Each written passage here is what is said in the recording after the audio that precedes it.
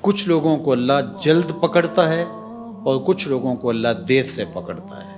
یہ اللہ تعالیٰ کی حکمت ہے کہ کس کو کب گرفت میں لینا ہے۔ لیکن جو کلمہ پڑھ کے مسلمان ہو کے حضور علیہ السلام کی غلامی کا دعویٰ کرنے کے باوجود دین سے انحراف کرتے ہیں، پھر ان کو دنیا کے اوپر سخت سزا دی جاتی ہے۔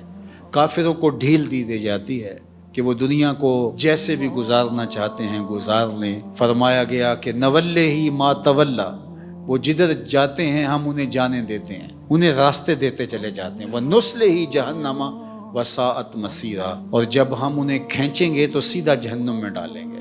وہ کبھی آپ نے دیکھا ہوگا جب مچھلی پکڑنے کے لیے کانٹا لگاتے ہیں تو مچھلی ڈور سے لگتی ہے تو شکاری ڈور کو ڈھیلا چھوڑ دیتا ہے اور مچھلی خوش ہو جاتی ہے کہ مجھے لقمہ تر مل گیا ہے، لیکن جب شکاری مطمئن ہو جاتا ہے کہ اس نے کانٹا نگل لیا ہوگا، پھر وہ پورے جھٹکے سے اس ڈور کو کھینچتا ہے اور جبڑے بھی اس کے چیر دیے جاتے ہیں اور وہ تڑپتی ہوئی پانی سے باہر اپنے اس لقمے پر ماتم کر رہی ہوتی ہے۔ تو کسی نے اس کو یوں نظم کیا تھا کہ مچھلی نے ڈھیل پائی لقمے پہ شاد ہے، صیاد مطمئن ہے کہ کانٹا نگل گئی۔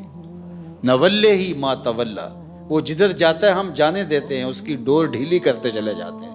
وہ نسلے ہی جہنم وساعت مسیرا، لیکن جب کھینچیں گے تو کھینچ کے سیدھا جہنم میں ڈال دیں گے۔ تو اللہ تعالیٰ کا یہ ضابطہ ہے کہ وہ قوموں کے انفرادی جرم جو ہیں، ایک شخص کا ذاتی جرم ہے تو وہ اس کے ساتھ جڑا ہے، اس نے آخرت میں اس کا خمیازہ بھگتنا ہے، لیکن اجتماعی جرموں کی سزا ان کو دنیا پہ دی جاتی ہے۔